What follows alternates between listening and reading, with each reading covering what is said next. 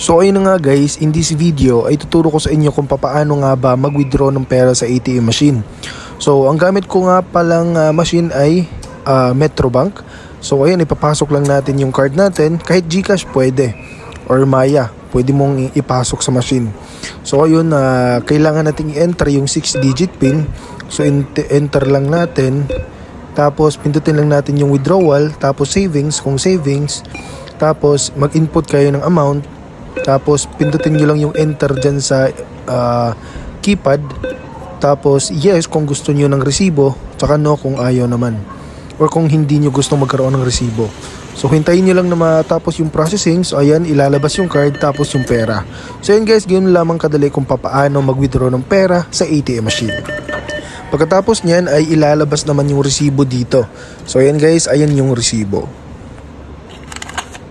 So now ay nakatulong tong video na to, at please don't forget to hit the like, subscribe at ang notification bell.